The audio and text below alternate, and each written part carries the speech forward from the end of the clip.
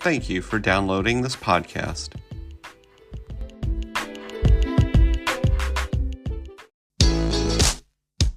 Hi, and welcome to the podcast for Solomon Staircase Masonic Lodge number 357, where we talk about all things related with Freemasonry, including Hermetic teachings, philosophy, reason, spirituality, and much more. We're located in Buena Park, Southern California. Tune in as we continue to update our podcast with informative talks and articles for Masons worldwide and those who would like to inquire within.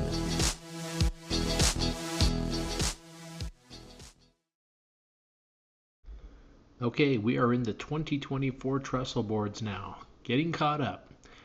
So this issue, or episode, depending on whether you're reading it or listening to it, is Cleanliness is Next to Godliness.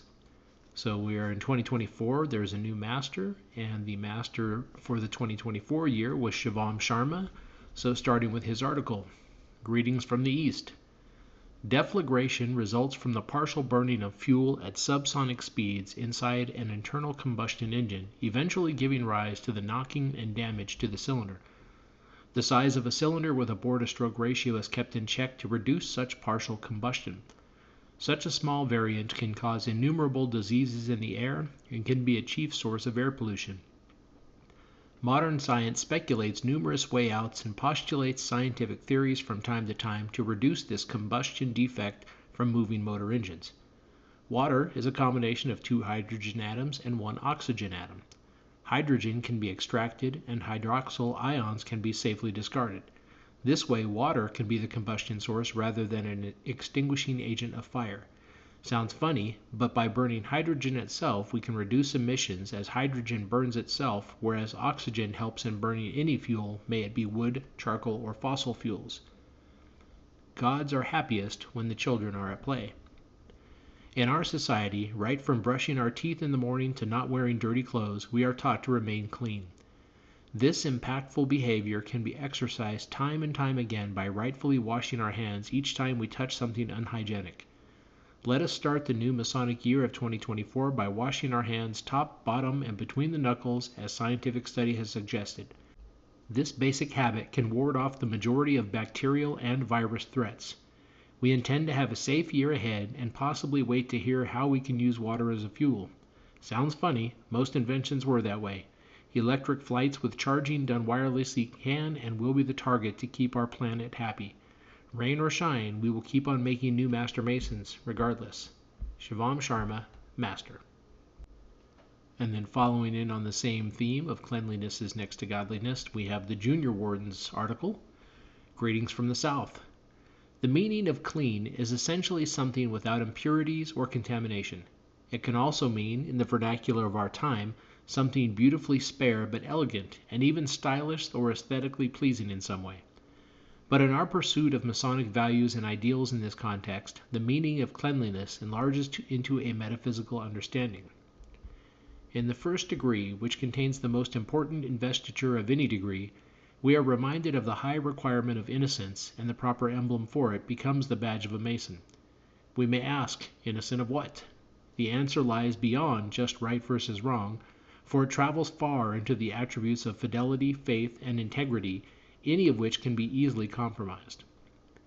Any understanding of the divine laws governing man and the nature and eternal being of the great architect of the universe can only be approached or studied and even apprehended by the conscious desire to first live a clean and innocent life.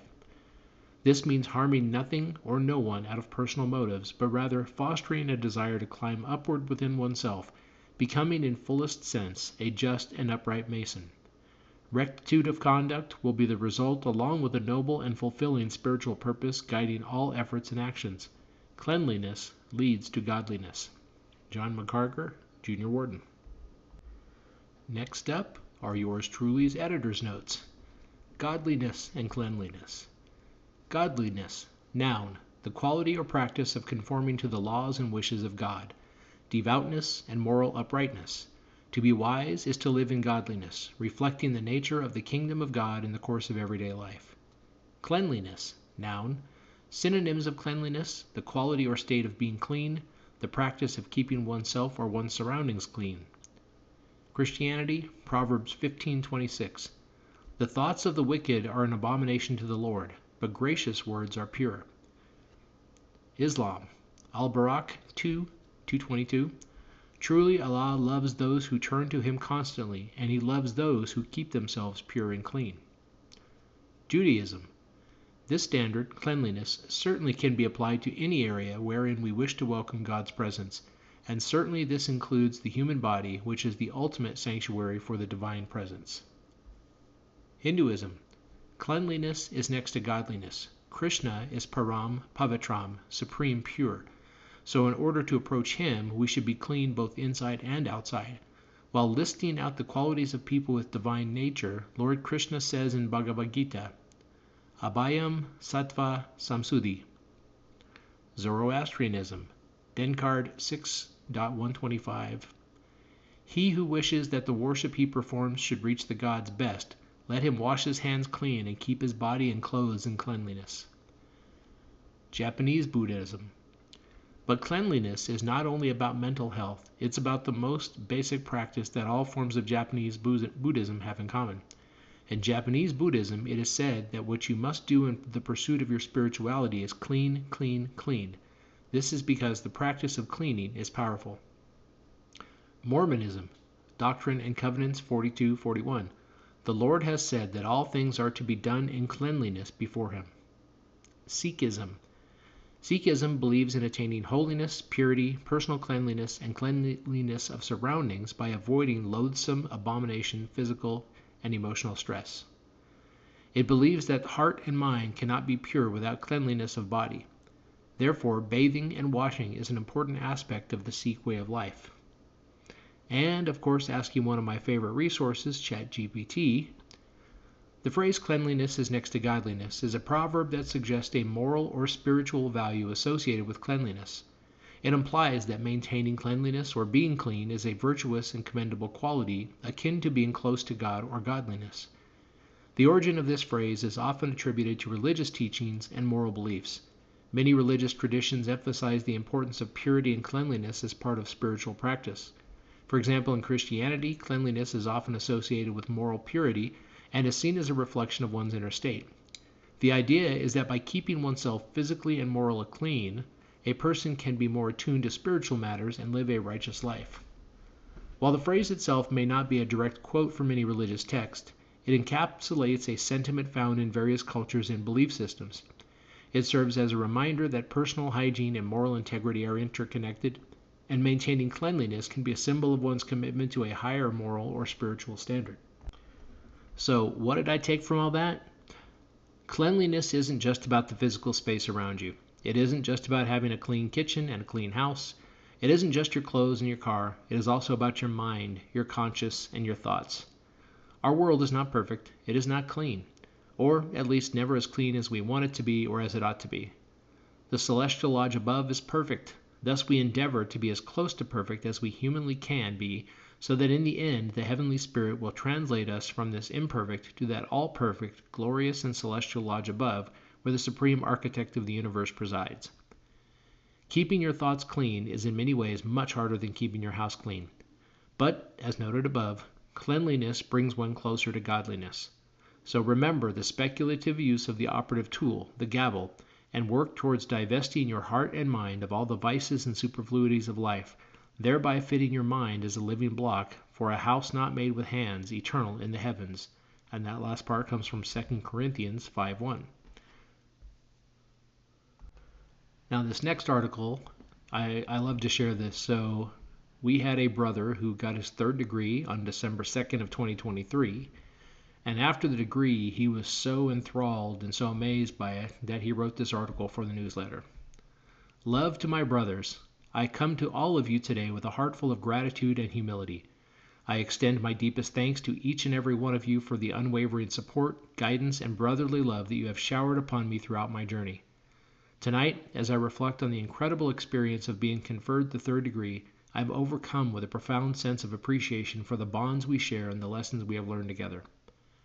First and foremost, I want to express my gratitude to the worshipful master and the officers of the lodge who have so diligently worked to ensure that this degree was executed with precision, solemnity, and dignity. Your dedication to the craft and commitment to upholding the tenets of Freemasonry have not only enriched my own journey, but have also set a stellar example for the entire fraternity. I am immensely thankful to my fellow brothers who have walked alongside me, offering their wisdom, encouragement, and friendship every step of the way.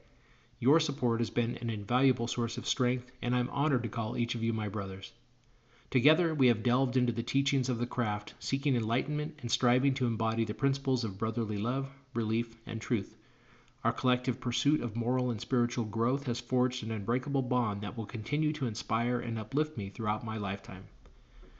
As I continue my journey, I pledge to honor the legacy of our esteemed fraternity by embodying the virtues of Freemasonry in my daily life, serving as a beacon of light and love for all those around me.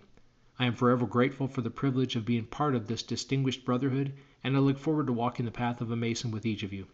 Thank you, my brothers, for everything you have done and continue to do. Much love, Brother Christian. And we're going to finish off this episode with an article from Brother Greg Cherry, who is Director of Masonic Philanthropy for Southern California. January means strategizing for the year. Masons of California embrace charity as a core tenet because it is the embodiment of our principles and beliefs. We bring these principles to life by making an impact in our local communities, by showing that Freemasonry is not merely an esoteric brotherhood, but a living force for good. What is your lodge doing to make an impact in your community? Some lodges have long-standing programs that they have continued for decades. This may include a small scholarship for local students or teachers, funding a high school program such as the school band, sponsoring a Little League team, or hosting a pancake breakfast for firefighters and other service workers in your lodge. Since January is the first month of the new year and a season of hope and promise, it is also a good time for strategizing and planning. What does your Masonic calendar look like? What major events are scheduled? Where does charity or volunteerism factor into that? Do you currently have a volunteer committee? Do you have a budget for charitable activities? Is there an opportunity to organize a volunteer event with a food bank or school district? Is there a way to honor and celebrate local service workers like nurses or police? If you have a traditional program or activity that the lodge does, this is a good time to examine it. Are you happy with the outcomes? Is there a way to improve it? Are you able to get more Masons involved and take ownership of it? Perhaps now is a good time to remind the brothers of your volunteer programs and to mark their calendars and make it a priority. Ultimately, what we want is a sense of pride and relevance. Pride from telling a stranger that I am a Mason, and having that mean something positive and inspiring. Relevance by proving that positive experience. When a stranger asks us what the Masons do, we want to be able to answer something beyond monthly stated meetings and esoteric rituals behind closed doors. We want to prove our relevance to the community through our good work and actions. Commitment to charity at a local level is more than just lip service to our tenets of relief and truth. It's a testament to our dedication to improving the lives of those around us. The Masons of California should always stand as a testament to the enduring power of charity. And with that, thanks for listening to our January 2024 Trestle Board. And we'll see you next time around for the February issue.